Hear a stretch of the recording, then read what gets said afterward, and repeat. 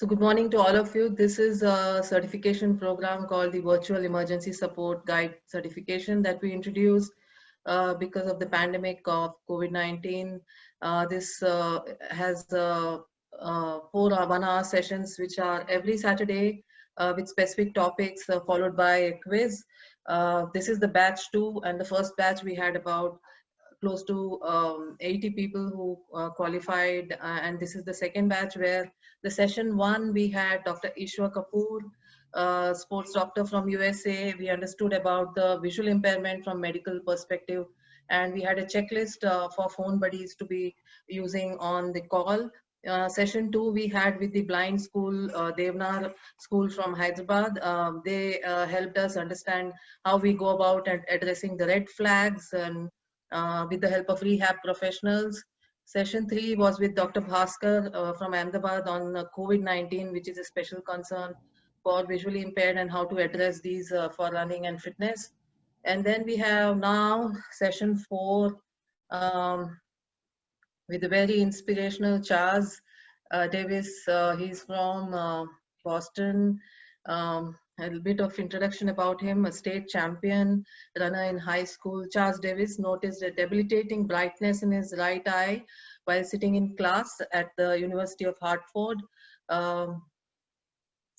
Davis was eventually diagnosed with Leber's hereditary optic neuropathy, LHON. It's called a rare disease that destroys the optic nerve in the eye and can result in sudden vision loss.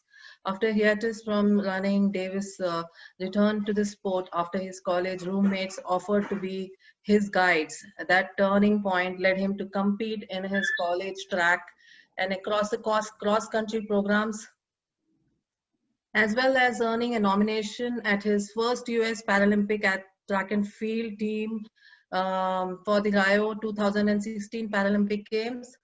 He's an American record holder for the T12 classification in the 1500 meters and 5000 meters and marathon. Chaz will be vying for a spot on the 2020 US Paralympic team for the Tokyo Paralympic Games. His best marathon timing is 2 hours and 15 minutes. So Chaz has also has done his master's on social work from the University of Denver and works as an adjustment counselor and visually impaired athlete coordinator at the Massachusetts Association for the Blind and Visually Impaired. A very warm welcome to you, Chaz, from all of us in India and many of overseas who have joined in today. Yeah, thank you. Thank you. Welcome. Firstly, we would like to know from you, what support do you as a clinical social worker in Massachusetts Association for the Blind, what do you provide as support? And can you share some details of what work do you do with the different types of support that is extended? Yeah, so me personally, I do adjustment counseling, which is one-on-one counseling, just allowing for individuals who are just being introduced to vision loss and are typically having a hard time with adjusting to that vision loss, helping them navigate the different obstacles and barriers that might come with it, and also the emotional distress, of course, that comes with a lot of those changes. And so right now, because of the COVID-19 situation, a lot of that is over the phone or remotely with Zoom calls. But you know, the caseload that I have really varies from 15 to about 30 people. Throughout the state of Massachusetts, we have 32 support groups, and they're led by peer support group coordinators. And those coordinators are blind themselves. They're often in late adulthood, and you know, a lot of them have gone through adjustment counseling or support themselves. So I think that the peer support is really helpful to those individuals that are just kind of getting introduced to the world of blindness. We also have a volunteer program where we are able to bring groceries and have volunteers read mail to visually impaired or blind people. And the biggest thing with our organization is that we don't just serve legally blind, which is the acuity of 20/200 or 20% field of vision or less, but we also cater to visually impaired people. So in the United States, a lot of individuals and the government assistance is only available to people who are legally blind, but our organization serves people beyond that. Okay, so what is the process for getting the legally blind status? So you'll have to see a doctor, and the doctor will do a series of tests and measure your acuity. And if it is less than 220 over 200, then they will give paperwork that will go to the government, and the government is actually the one that will give you that legally blind status, and that will just make you eligible for benefits or for other resources, and some financial resources as well. Okay. So what kind of support does United in Stride provide for a large-scale race like Boston Marathon? And how is MABV different from United in Stride? And what about Team with a Vision? And how do they support Boston Marathon? So MABV, with the support of Richard Hunter, who's really been instrumental in developing United in Stride, created United in Stride 5 years ago. And so it's a website, it's a database in North America that connects blind or visually impaired individuals with sighted guides. And they do that with a database where people are able to input their information, their location, the paces in which they run, and through email, they can connect and find a time and a place to meet up. And it's just really a conduit to be able to organize and be able to run independently, of course, with the help of others. And so United in Stride, I think, is a tool that indirectly helps in large scale races like the Boston Marathon. So training is a huge part of getting to the marathon starting line. And so for people to find those guides and create a network of guides, if you're training, let's say 6 days a week, you're going to want to have 5 to 7 guides in your network that would be able to run with you, just because schedules won't always match up. And so United in Stride is a great tool for that, for identifying people in your area that are able to train with you. But then also, if you're having a big race, so for me, another big race would be out in California, which is across the country, and I don't necessarily know guides out there. So United in Stride would be a great tool, again, to be able to identify people in that area that would be able to race with me. So it's important to note that not always are you going to find a situation where the guides that you train with are going to be able to travel with you to race destinations. So you might have to find race guides that are more local to that area. And Team with a Vision is a part of MABV. And so it's a charity team, and it's an official charity team for the Boston Marathon.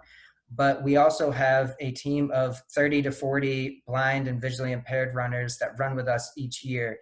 And we offer homestays and different accommodations and really exciting events for that entire Boston Marathon weekend to really have it be a fun atmosphere.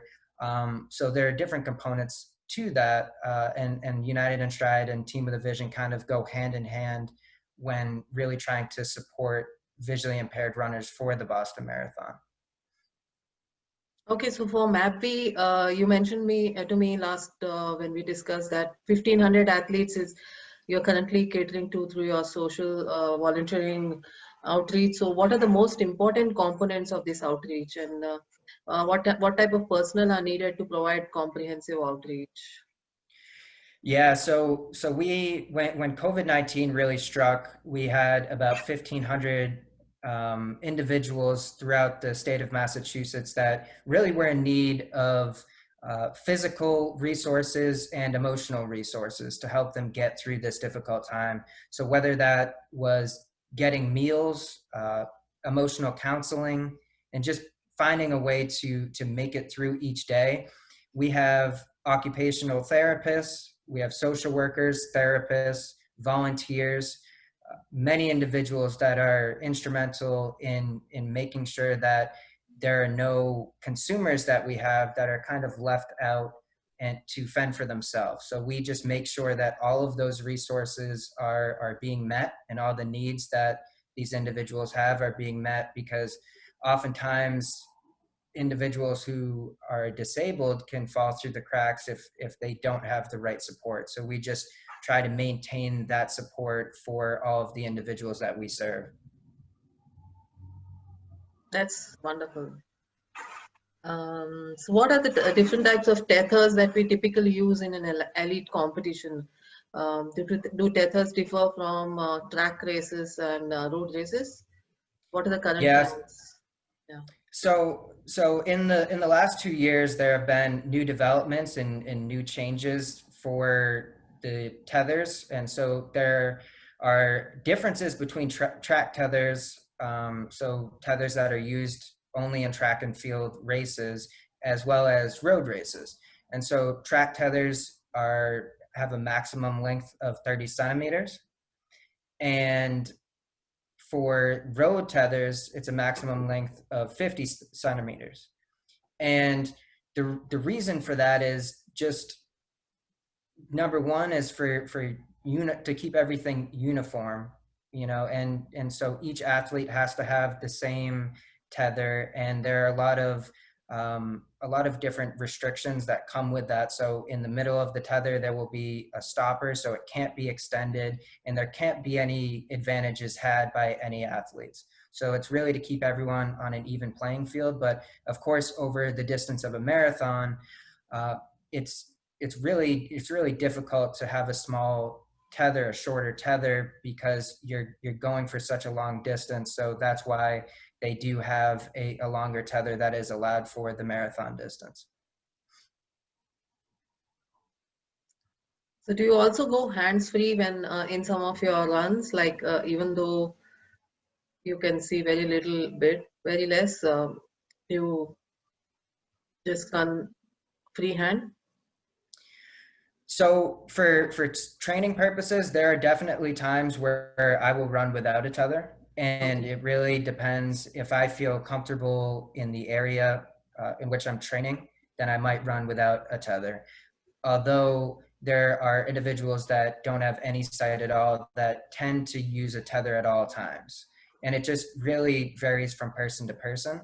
And those 30 centimeters and 50 centimeter restrictions really only are for people who are elite and racing at an elite level, and that follows the world para athletic restrictions and guidelines.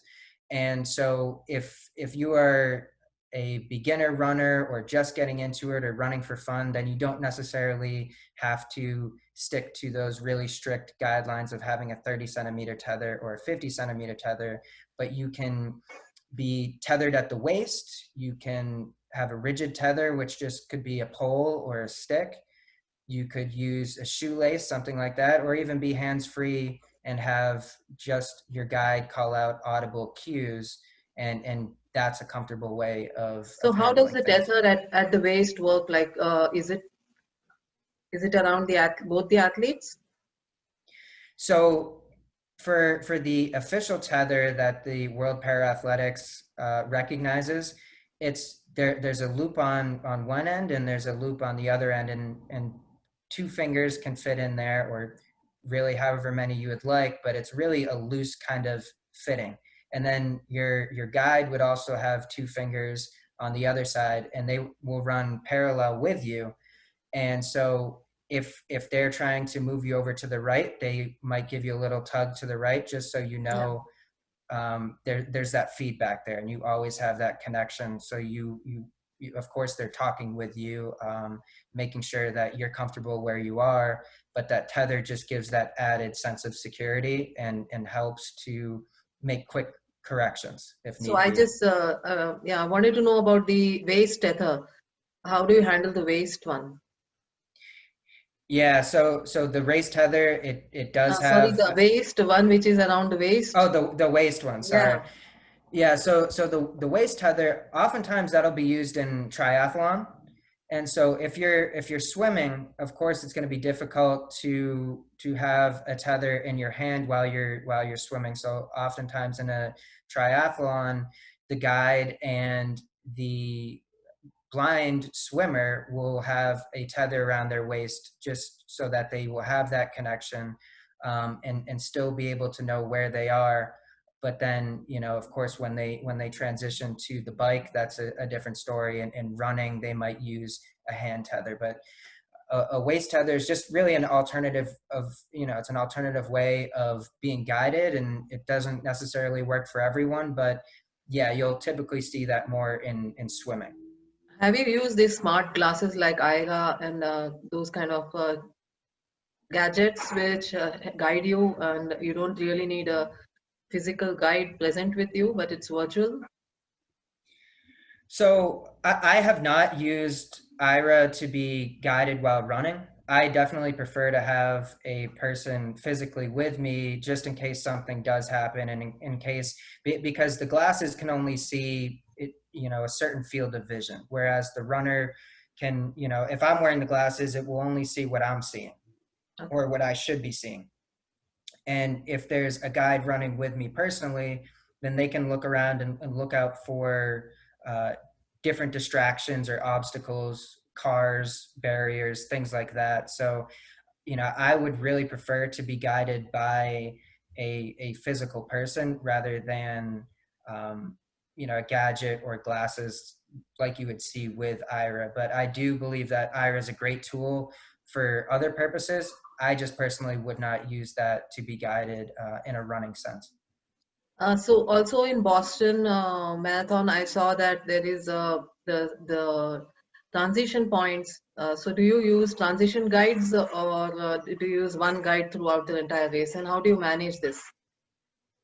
So oftentimes for the marathon distance, so much can go wrong, and because it is 42 kilometers, it's a long race, and so to have one guy do that entire race with you, it can be possible, but I just would not want to put that much pressure on one person, which is why I will always have two guides. And there's a transition point that's always at the 20-kilometer mark, and so what happens is the guide that is coming in for the transition will run right parallel with the first guide, and they will pass off the tether, and it'll be as seamless as that. And so it's just really to make sure that the guide is feeling okay, the guide is feeling fresh, so that it will really reduce the likelihood of any mishaps occurring during the race, because you really just don't want to worry about different issues coming up with your guides when you're wanting to focus on your own personal race. So has there been any point where you missed the transition point? Anybody missed the transition point? How was this managed? So in the 2018 Boston Marathon, it was really bad weather that year, and so of course I had my guide that was queued up at the 20-kilometer mark to come in, but because of the chaos that was happening, we had missed that transition. And so the guide that I was running with was going to complete the whole marathon himself, but I don't think he anticipated completing it with me. And so we were looking for that guide. We didn't connect with him at that mark, but we just continued on. And so he ended up coming onto the course closer to the 30-kilometer mark. So he was able to really run the last bit with us. But it was a less than ideal situation. So that really just shows you how, even when you think you have everything queued up to be a great run, things can happen that are outside of your control. So that's why I definitely want to have more than one guide on the course at one time. But sometimes it just doesn't happen that way, and your race time will reflect that. But that's just unfortunately what comes with being a blind runner and being a blind athlete in general. Yeah, I know 2018 was such an exceptional year for Boston, and I know many of them who got hypothermia all along the way. And I Yeah, know me one included. case, you did? I did, yeah. Okay. So, but that the blanket that they give at the end of the race, that really helps. It does. It does. Yeah. I think unfortunately I ended up in the medical tent and needed a bit Oh. more than the blanket, Mhm. um, but yeah, you know, I did make it to the finish line, so that's a good thing.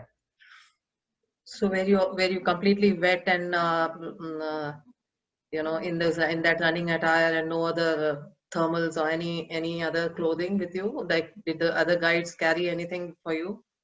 Was there any kind of a help provided on the way? Unfortunately, no. So I really was ill prepared for the rain, and I didn't think it would impact me as much as it did. And I think it impacted a lot of people on the course that day in a way that they weren't anticipating.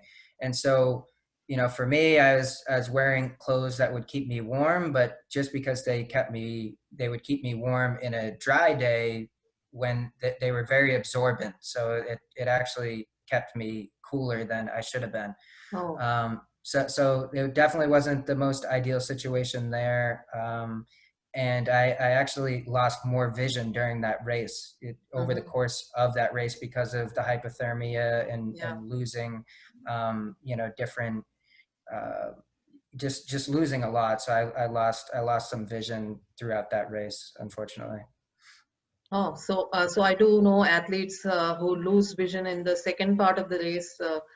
I mean, when they're out there doing a 10K, the first 5K is fine, and the next 5K they've lost the vision. So yeah, so I Hmm. guess even if they have good vision at the start, they need to be holding on to a guide throughout. Yeah. Right, right, yeah. Anything can happen, unfortunately. So Chaz, you're preparing for the Paralympics, and you have a very structured training plan. I'm sure, even in these COVID times, how does your weekly training look like? So when I'm preparing for a marathon, which hopefully later this year I will be, probably around December. That's the goal. I'll work up to a peak mileage of around 145 to 150 kilometers a week, and that's really the sweet spot for me for training wise. And it's structured where I will have two speed workouts, so it could be on the track, or a longer steady state tempo run, um, or something that's broken up into a segmented tempo run, and then a longer run at the end of the week that could range from, you know, 30 to 35 kilometers, something along those lines. But it stays pretty much the same each week. So it's that consistency which really helps in the marathon, with your marathon training. And so the speed workouts change week by week, but the structure of my week pretty much remains the same throughout. And of course, I'm not just jumping right in and running that, you know, that many miles at a time, but I really work my way up to that point. And so it is a very gradual process, and it's under the guidance of a coach that I have. So it's very structured, and I have to follow that plan in order to stay injury free, because if you really rush into it too quickly, that's when injuries can flare up. So describe your typical day of training. How does it go? And what do you do for stretching and recovery? Right. So before I even run at all, I do a series of exercises, dynamic exercises. So stretching while moving. And I do that because before I'm running, my muscles are not warmed up at that point. So it's a way that I can stretch without really putting myself in a position where I would be injuring myself further. So it's just a way to prepare myself for the run and make sure that I won't really have any issues. And it's more of an injury prevention method.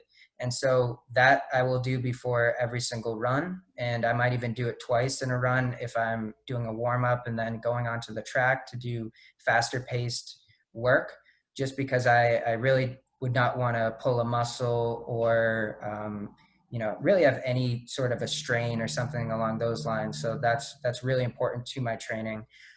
and then so I will run anywhere from 10 miles to 12 miles in a day, and it really will be an easy pace for probably 80% of my week, and then 20% of the week would be at a faster pace that has a purpose. So there's always a purpose to running faster, and you really have to balance that with easier runs so that your body is able to recover well. So I would say a typical week would be 10 to 12 miles a day for 4 of the days, and then three of the other days would be a long run, a workout on the track, a workout on the roads, and those 2 workout days could even be 14 miles or so.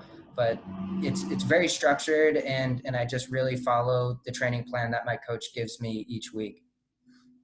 So does your coach, do you have the same coach gives you training for the full marathon and also the track and field, or is it a different coach? And what about what does he advise you about your training, about your diet and nutrition and these different Yes. race types? Yeah, so I do have the same coach for my track and field training as well as my marathon training. And so the really good thing about my coach is that he incorporates both training that would cater more to faster paced track work as well as marathon work in the same cycle. You know, of course, we might lean more towards the marathon, so longer runs, longer steady runs that are at that marathon pace or at that threshold pace. But I might go to the track and do 200-meter repeats or 400-meter repeats, so that I still have that leg turnover and I'm still able to, if at the end of the race I might be battling it out with another runner and it might come down to the wire, where it will be a sprint at the end of the race, and so he just prepares me so I'm able to be ready for really anything that's thrown at me. But I would really say that the difference between track and marathon training, number one, is the mileage that I run. So it's probably about 30 or so kilometers less if I'm training specifically for the track. And, you know, when, like I said before, about that 140 to 150 kilometers a week when I'm training for the marathon. So it's really mostly the volume that's different. And the workouts might just focus more on one versus the other, but it will really incorporate both speed and endurance.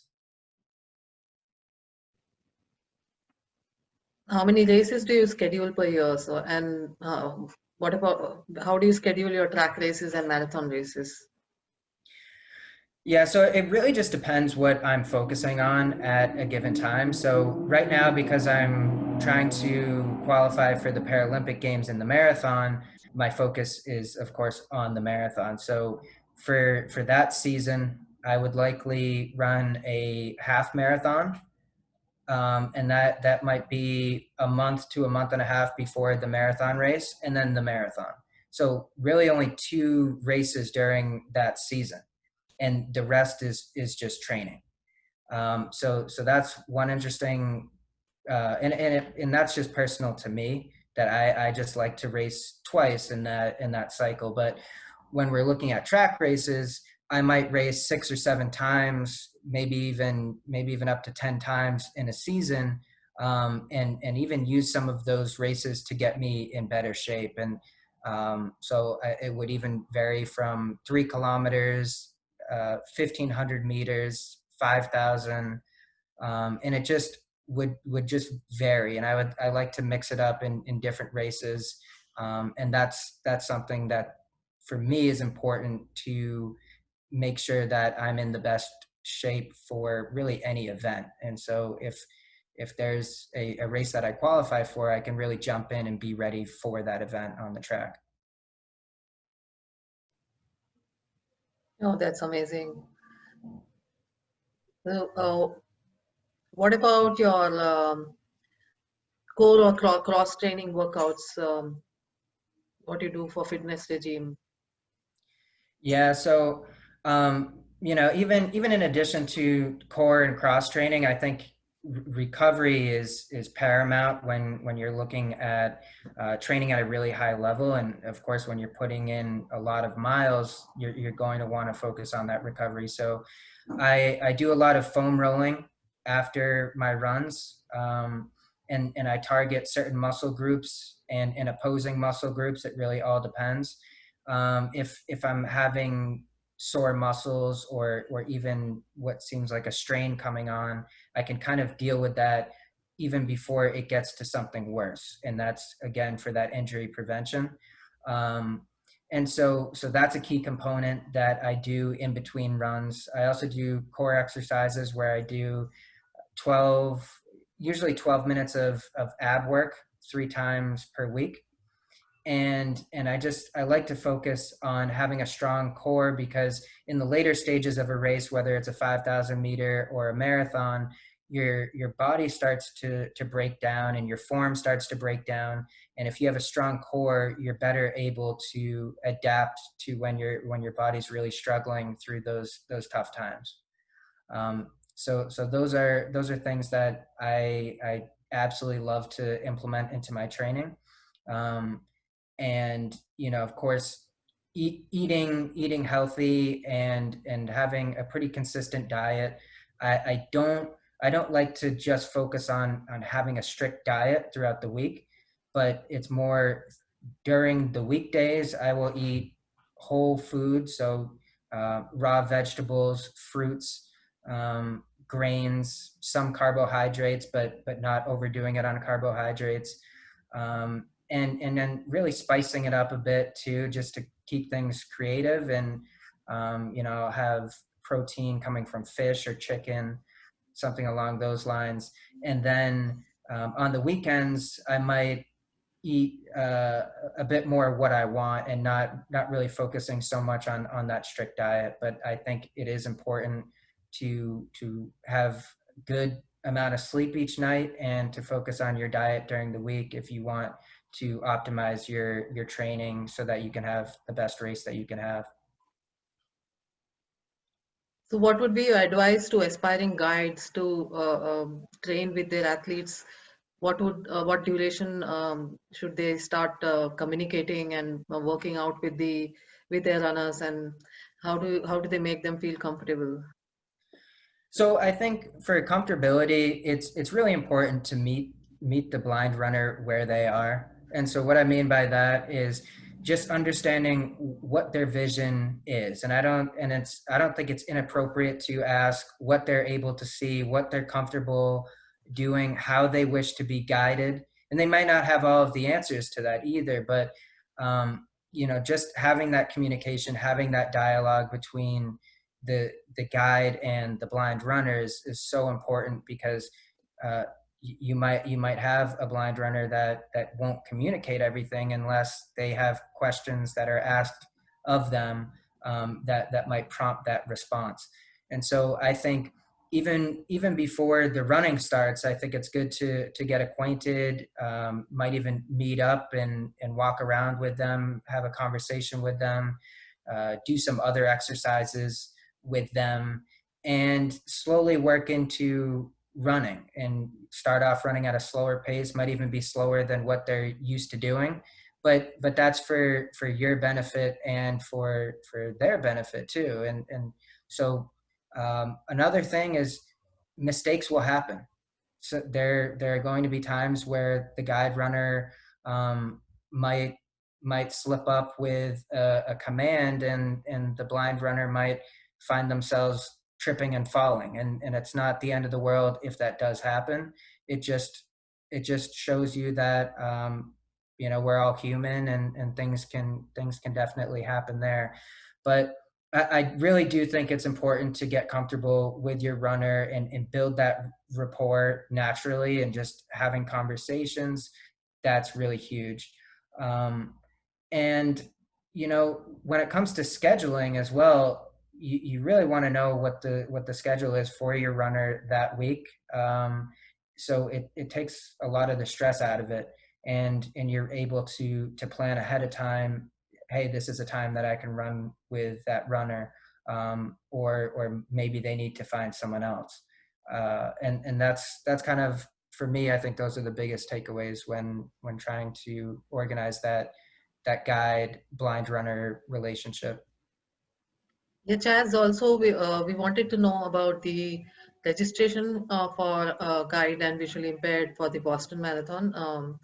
When does it? What is the timeline that we're looking at?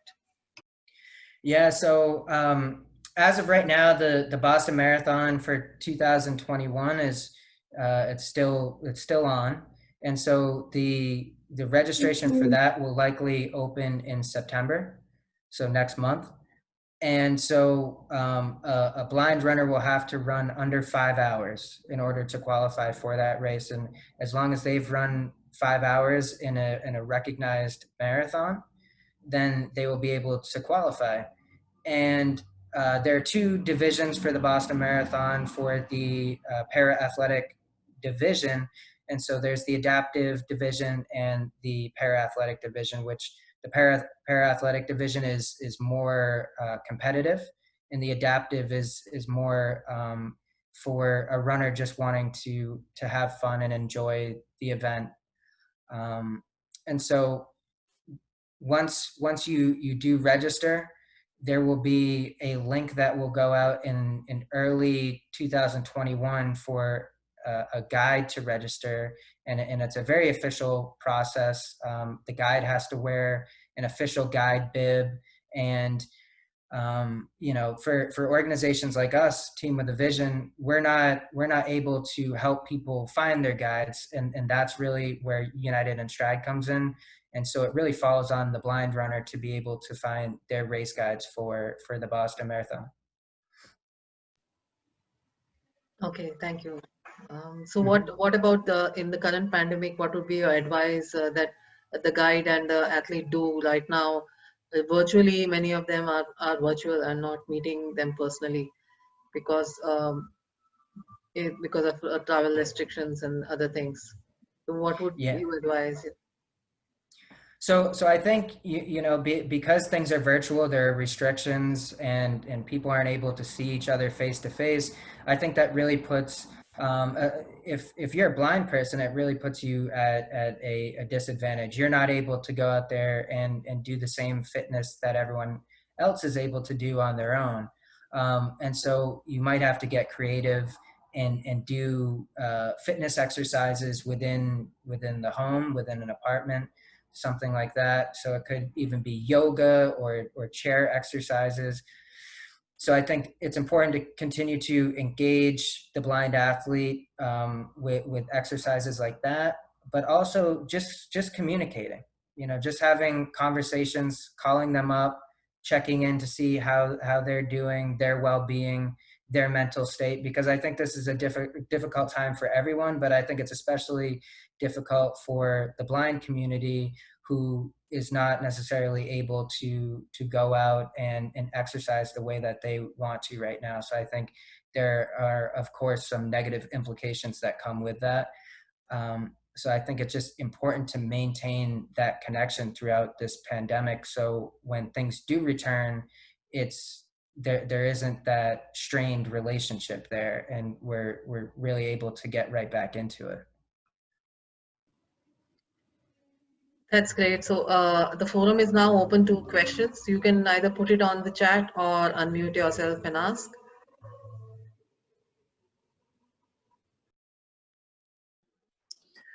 Hey, Chaz, this is Ishwar Kapoor.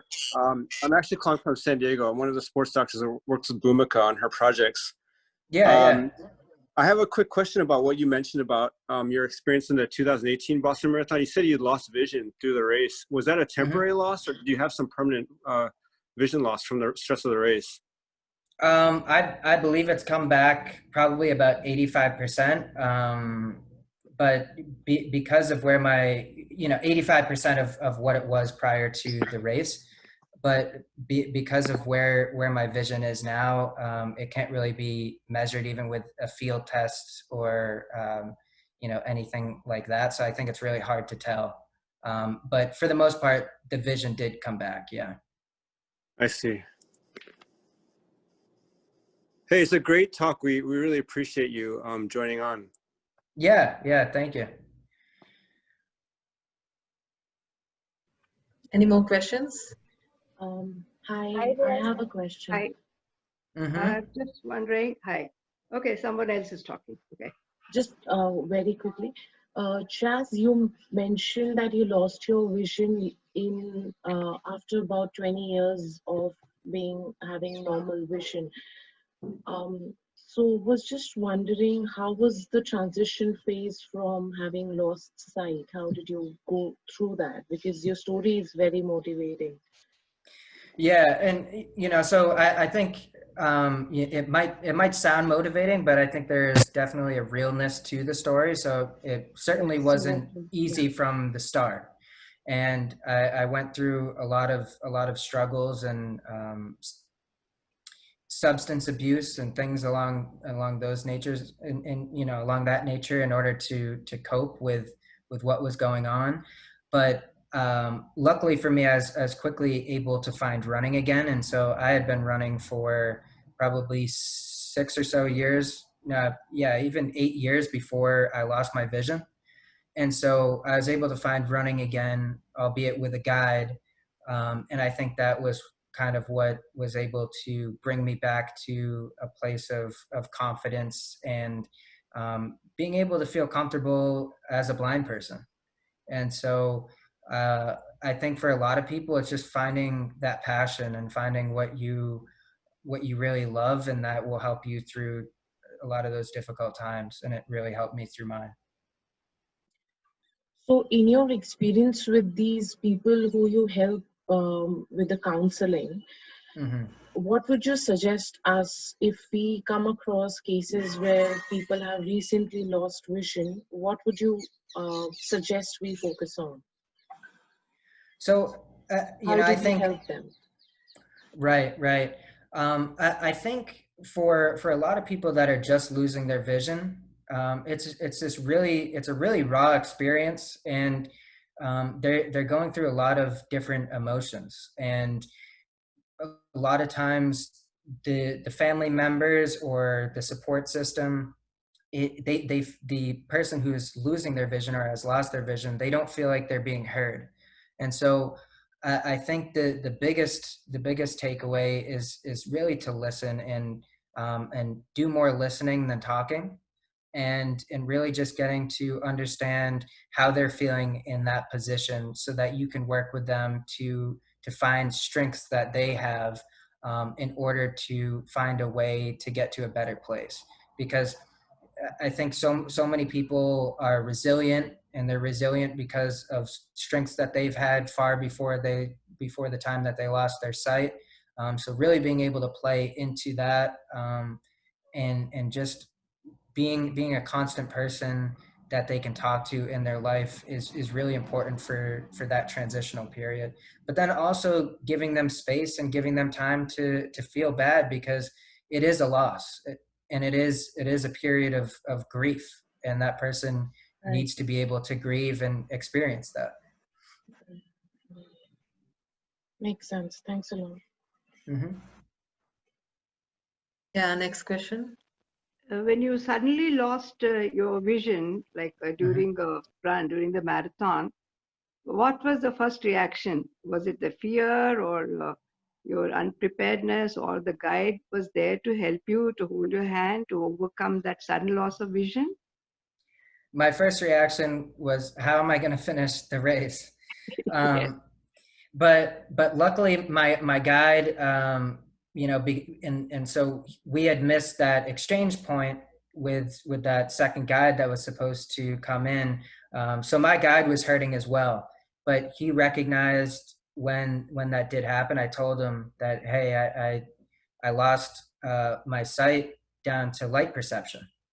And so I wasn't able to see anything more than just perceiving light at that point. And normally I do have a little bit of peripheral vision, so mobility wise, I can kind of get around a little bit. But during that race, it was down to virtually nothing. And so so he really got creative and grabbed my arm, and we had that constant contact through the later stages of that race. And then my second guide finally was able to come in, and he found us, and he came on the other side and just made sure that I was okay, you know. And just the fact that they were there, I think really helped, and it just spoke really to how selfless guides are and runners are in general, and just making sure that I get to you know, that the runner gets to the finish line. Because the first guide that I had, he sacrificed his whole race to make sure that I was able to finish mine. Awesome, awesome. It must have reminded you of your childhood days when mom would hold you by the arms, not by the That's hands, right. you never handed. And that gives Yep. a lot of confidence, right? And that the love sort of that. So you advise both sides, right? The guides when it are in the longer run marathons, instead of having only one on the tether. You think that's more comfortable? So so for that race in particular, that wasn't necessarily a sanctioned event for the World Para-Athletics. So I did have two guides on the course at that time. Technically, in with the Boston Marathon now, that's not allowed. You're only allowed to have, at least in the para-athletic division, you're only allowed to have one guide at a time. And so the tether can only be attached to one guide. And but in the adaptive division, which is the open division for the Boston Marathon, there's a support runner that can run behind the guide, but there can still only be one guide at a time that is actually giving direction to the visually impaired runner, if that makes sense. Do you think they're going to make a difference in their rules? Because as you said, you lost the vision and you feel better and comfortable with both sides of the arm being held. You think there can be some change made in the rules? I don't think that's likely to happen, and only because they're trying to make it so that there isn't any advantage with the guides being able to propel the person forward more than the individual is capable of doing at that time. And so if there's a guide that's grabbing one arm and a guide that's grabbing the other, you know, it's likely that they can give you more of an advantage. And so unfortunately, that probably won't be allowed, at least in these large scale races like the Boston Marathon. I don't think that would happen. Oh, thank you. Yep. Take care. You too. Any more questions? Yeah, Pooja here, Bhumika. Yeah, go ahead. I just want to ask one question. You know, to visually impaired people, how do you advise based on their age for, practicing for run or getting ready for run? Because I think that also is one of the important factor to keep it in mind, right? Because I have one buddy, she is almost 50 plus, but, you know, there is a one fear, like, you know, I will be able to do it or not, because she's able to walk as much you ask for, but running, there is a fear. So what do you suggest for that? So, you know, I wouldn't even just make it specific to the age, but just what the runner is capable of doing. You know, I've worked with runners that are in their 20s that really might not be able to do more than a walk at this point in time. And so I think it's just important to really feel it out with the runner and do what they're comfortable doing, and not push it too much. So if the runner just wants to walk or do a faster walk or even a jog, then, you know, just be there and be that support for them. And if they want to try to run, then you can kind of ease into it and do it, you know, maybe for just a shorter distance, and to see how they feel doing that. And I think that's just a better way to build up their confidence than really trying to go out there and run when they're not really capable of doing it at that time. And I think through consistency with training, regardless of their age, unless they have underlying medical conditions, then you really might see progress, and that progress again will allow them to be more confident in what their abilities are.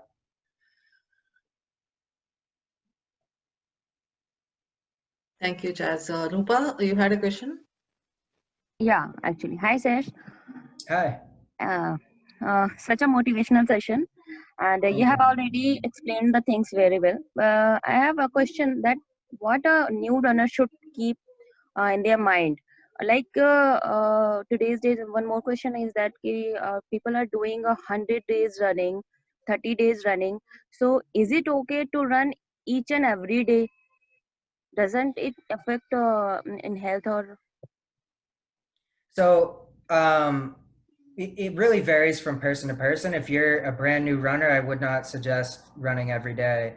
I think it's something where you have to start off, and you might even run every other day, or you might run 2 times per week, and then maybe 2 weeks later you're up to running 3 times per week, and then eventually you might build your way up to a point where you could run 30 days in a row. But I would not necessarily recommend that to everyone. For me, I've run over a year straight before without any days off. And I was completely injury free during that time because of a lot of the injury prevention methods that I used, and just really being able to not overdo the training. Because one of my biggest philosophies when you're looking at a race is it's better to be 10% undertrained and healthy than 1% overtrained and injured. And so that easily can happen if you overdo it too quickly. And so that's why a lot of these streaks can be dangerous for people in terms of being injured, if they jump into that when they're not ready to do it. Yeah, thank you. Mhm. Do you do YouTube motivational session also Do I do motivational session? in YouTube? I don't really do YouTube.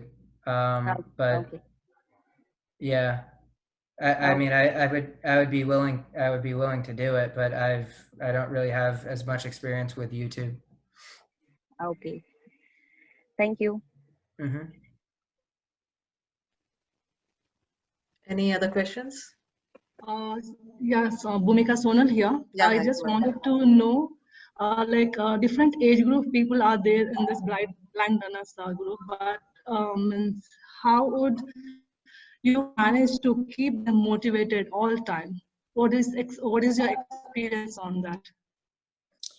So in terms of keeping the runners motivated, I think regardless of the age is setting concrete goals, and that's really good for anyone.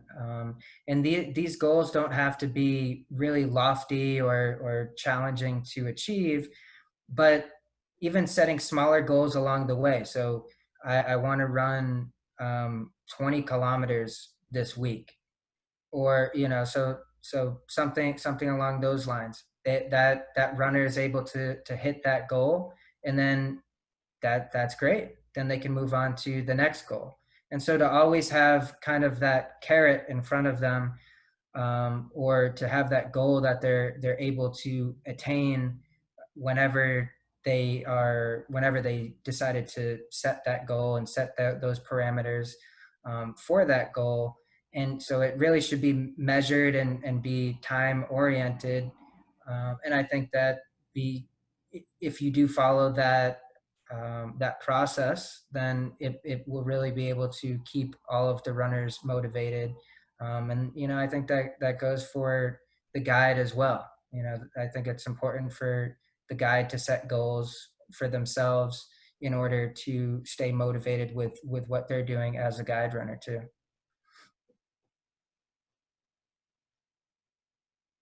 Okay, thank you. Thank you, Sonal. Yeah, go ahead. Hi, Bhumika. I have a question. So, hey, this is Mithil. I just wanted to kind of understand that when we are training in the open with the with our kind of buddy.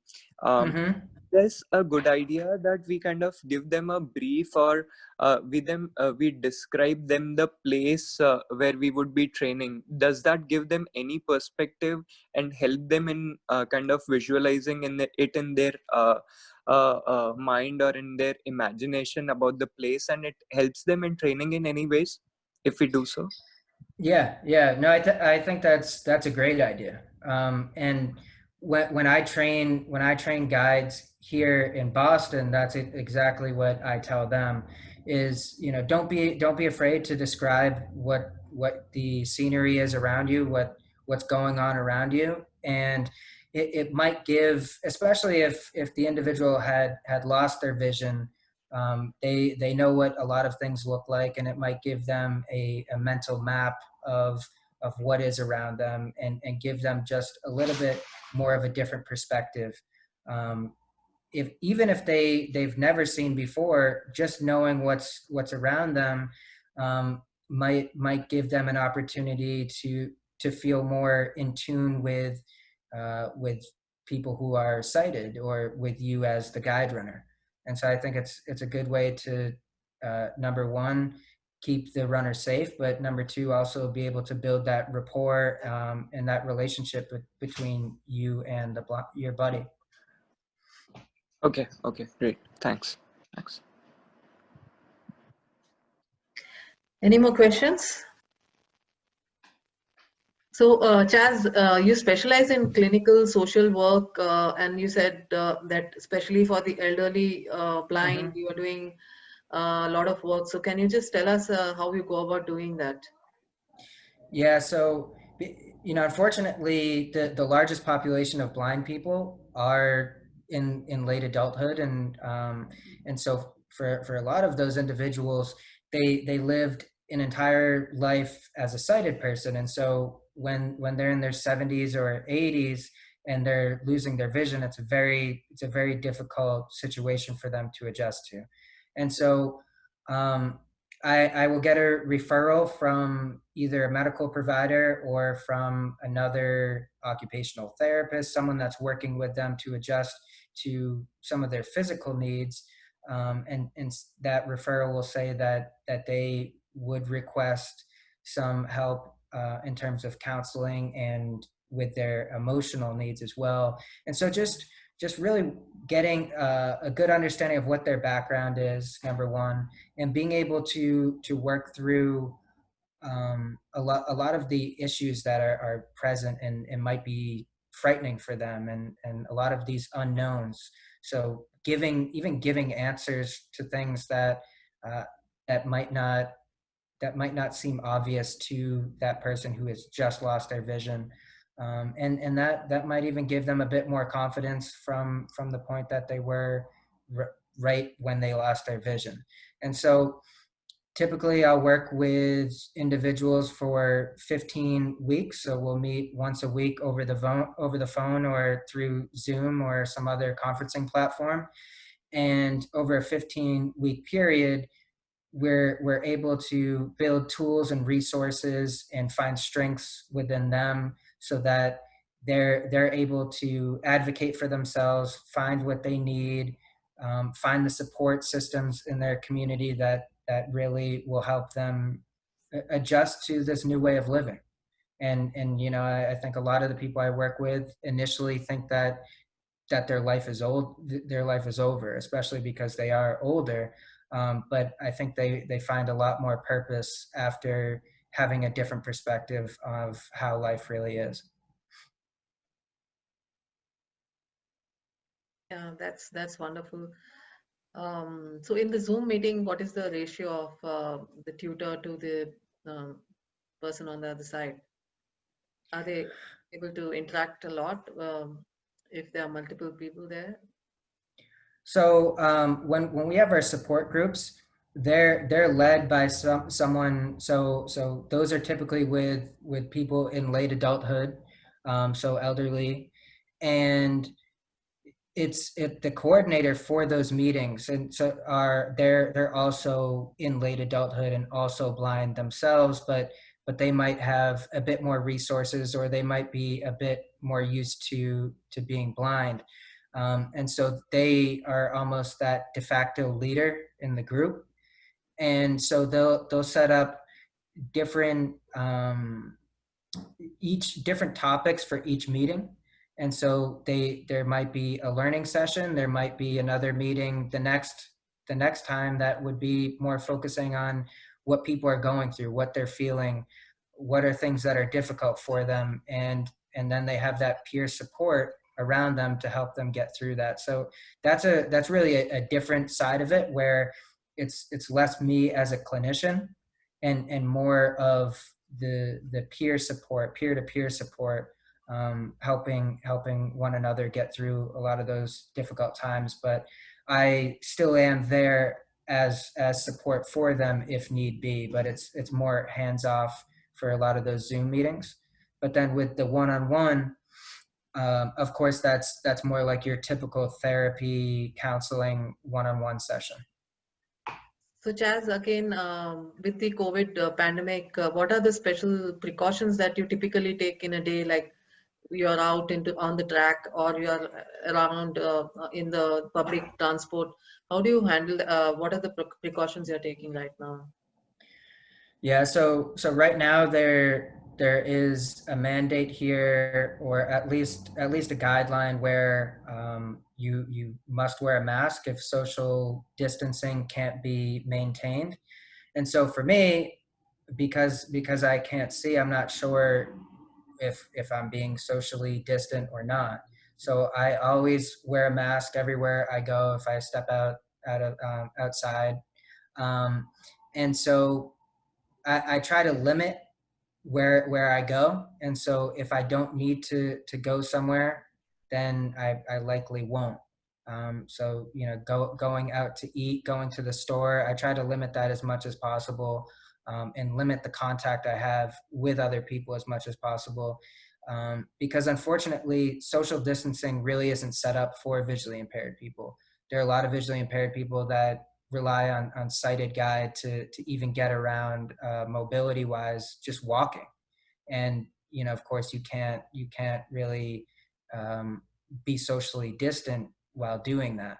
And so I think a lot of blind people struggle with that right now. But for me personally, I just try to limit myself with interactions with other people, and I think that's the safest thing that I can do. What about you getting groceries for yourself, and how do you sanitize that?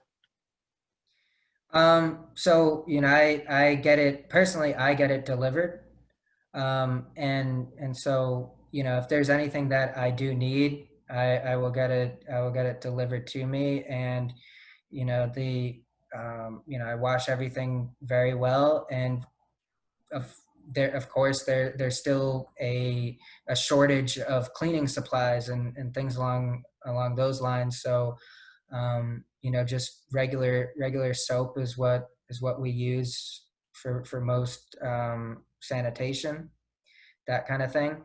But for the most part, we just try to take as many precautions as we can. Of course, we just can't account for everything. So we just try to stay as safe as possible, while still being able to live our life too. Yeah, that's great. So do you have support at home? Somebody taking care of all these things for you? Or are you doing it yourself? So I'm living with, I live with my partner, and she is blind as well. She's totally blind.